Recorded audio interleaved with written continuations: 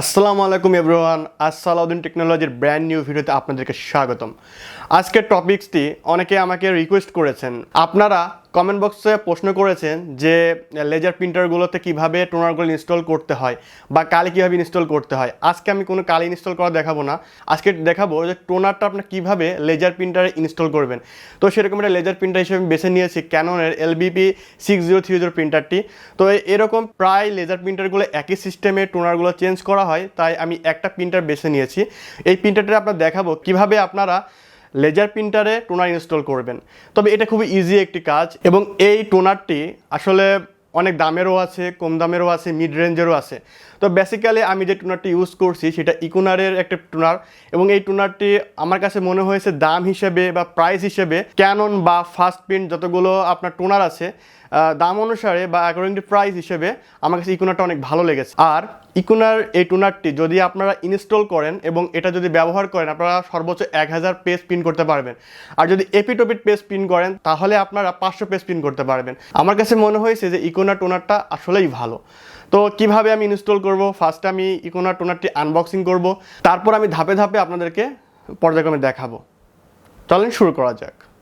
তার আগে বলে নিই, আজকের ভিডিওটি স্পন্সর করেছে দীপু কম্পিউটার। আর দীপু কম্পিউটার ফেসবুক পেজের লিঙ্ক আমরা ডিসক্রিপশনে দিয়ে দিব, আপনারা চাইলে সেখানে ঘুরে আসতে পারেন। কম্পিউটারের যাবতীয় সমস্ত জিনিস তারা ক্রয় বিক্রয় করে থাকে, আপনারা চাইলে সেখানে সুলভ মূল্যে কিনতে পারেন। আমি এই টোনারটি আসলে ইউজ করব আমার LBP 6030 প্রিন্টারটিতে। ক্যাননের LBP 6030তে শুধু ইনস্টল হবে তা না, এর সাথে আপনি চাইলে SP লেজার P1005, P1006, তারপরে আপনার P1505N, তারপরে M1120, M1120N, M1522, HP laser jet pro যে প্রিন্টারটি আছে তার ভিতরে যে মডেলটা আছে M1132, এটা আপনি ইউজ করতে পারবেন। এবং ক্যাননের ভিতরে LBP 6000, তারপর 6018, তারপর 6018W, 6018L, তারপর 6030। যারা জানতে চান বা শিখতে চান কীভাবে টোনারে কালি ইনজেক্ট করতে হয়, কীভাবে টোনারে কালি পুড়তে হয়, সেটা যদি আপনারা জানতে চান বা দেখতে চান বা শিখতে চান তাহলে অবশ্যই আমার কমেন্ট বক্সে জানিয়ে দিবেন। আমি নেক্সট টাইম সেই ভিডিওটি করব। আসলে এই ভিডিওটির মূল প্রেক্ষাপটটা হচ্ছে এটা যে আপনারা কীভাবে বেসিক, যারা জানে না, অনেকে জানে হয়তো বা কীভাবে ইনস্টল করতে হয়, আবার যারা নতুন প্রিন্টার কিনেছেন তারা কিন্তু জানেন না, তাদের জন্য আজকের ভিডিওটি ভেরি হেল্পফুল হবে। আশা করি আপনাদের ভিডিওটি ভালো লাগবে, পুরো ভিডিও জুড়ে থাকবেন। ফার্স্ট টাইম টোনারটি আনবক্সিং করছি।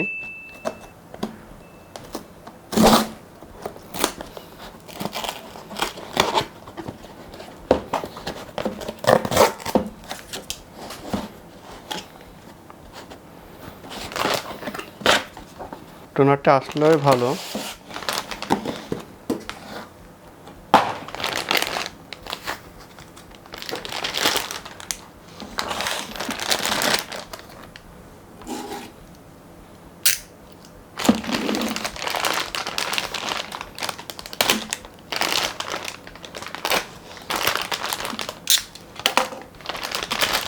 টোনারটি খোলার পরে আসলে এই হচ্ছে আমাদের টোনার ইকোনারের, এবং এটার এই পাশ থেকে এইগুলো খুলে ফেলবেন, এই যে এই প্লাস্টিকটা খুলে ফেলবেন। তারপরে এখান থেকে আমি যে লকটা আসলে আগে থেকে খুলে নিয়েছি, তারপর এই পেছনে এভাবে টান দিবেন। টান দেওয়ার পরে এই যে এখানে ভিতরে অনেকে ভুলটা করে, ভালো করে খেয়াল করে দেখেন, অনেকে ভুলটা করে যে এখানে যে একটা পলিথিন থাকে কিন্তু পলিথিনটা খুলে না। হয়তো সে মনে করে যে এটা মনে কোনো একটা এর সাথে মনে আছে, কিন্তু আসলে না।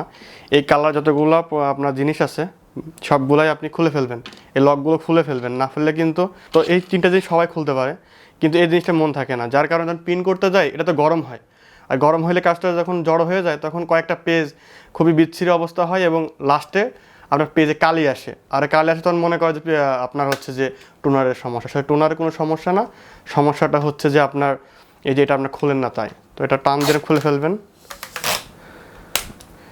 এই যে দেখেন প্লাস্টিকটা কত বড় দেখছেন, এটা যদি আপনি না খুলতেন এটা তো আসলে গরম হয়ে যায়, অনেক গরম হয়, যার কারণে এটা আসলে জড়ো হয়ে যায়। তো প্রিন্টারের টোনারটি এটা ইনস্টল করার জন্য রেডি। এখন আমরা এটা ইনস্টল করব। আর এই যে এই জিনিসগুলো ভালো করে খেয়াল করেন, এগুলো আপনারা অবশ্যই খুলতে যেন ভুলবেন না, কারণ এই জিনিসগুলোর কালারগুলো আসলে এরকমই, একই অরেঞ্জ কালার করেছে। ফার্স্টে এই যে উপরে যে শিলটা আছে এই শিলটা খুলবেন, এটা আপনি এভাবে খুলবেন। খোলার পরে এই যে পিনটার ঠিক এটা পিনটার ভিতরে যে আরেকটা যে আপনার টোনার আছে দেখতে পাচ্ছেন, এই টোনারটা ঠিক এইভাবে টান দিবেন, টান দিলে খুলে আসবে। এটা হচ্ছে আমার আগের টোনার এবং এটার কালি শেষ হয়ে গেছে। আসলে আমি কালি রিফিল করে চালাই না, কারণ প্রিন্টারের অনেক সমস্যা হয়, এই জন্য আমি টোনারই কিনি। আর এটা হচ্ছে যেমন নতুন টোনার যেটা কিনেছি, এটা রেখে দিলাম পাশে। এবং এই টোনারটি দেখতে পাচ্ছেন একদম নতুন চকচকা। এটা ঠিক আপনার দেখেন এই যে ঘাট আছে, এই দেখেন এই যে ঘাট, এই ঘাটটা দিয়ে লক্ষ্য রাখেন, এখানে একটা ঘাট আছে, এখানে একটা ঘাট আছে, এই দুটো ঘাটে এই ঘাটে বসাই দিবেন, ঠিক আছে? যখন এই ঘাটে বসাই দিবেন এইভাবে, ঠিক এইভাবে বসাই দিবেন, এই ঘাটটা যখন আপনি ঠিক করে দিবেন, অপর পাশের ঘাটটা ঠিক অটোমেটিকলি ঠিক হয়ে যাবে। এই দিয়ে এবার চাপ দিবেন, বাস একটা আওয়াজ করলো কাট করে, লাগানো হয়ে গেল। এটা আমি লাগিয়ে দিলাম। এবং আসলে এই টোনারটা, এই ইকোনার টোনারটা আমি লাগালাম, এটা লাগানোর পর কীরকম পিনটা কেমন হয় সেটা আপনাদেরকে আমি দেখাবো পিন করে। যখন আমি পাওয়ারটা দিব তখন আসলে বেসিক্যালি পিনটা একটু সময় নেবে ওয়ার্ম আপ হতে, প্রথমে আপনার টোনার সাথে জন্য মানে অ্যাডজাস্ট হওয়ার জন্য আর কি। তো ফার্স্টে পাওয়ারটা দিয়ে নিব, যে পাওয়ারটা দিয়ে নিলাম।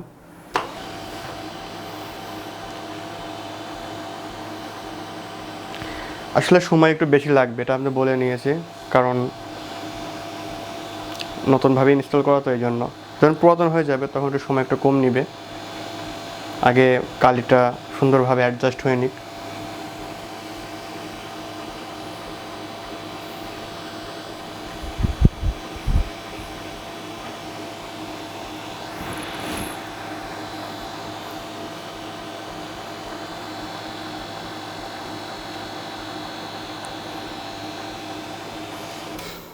এই তো প্রিন্টারটা রেডি হয়ে গেল।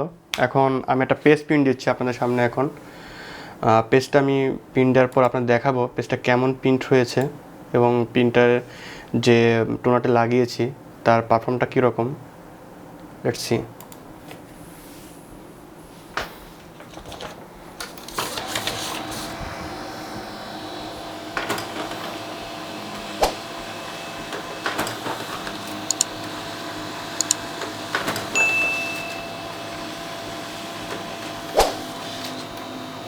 এই যে আপনাদের সামনে প্রিন্ট দিলাম, মোট 3টা পেজ আমি প্রিন্ট দিয়েছি। এই একটা পেজ, এই একটা পেজ প্রিন্ট দিয়েছি,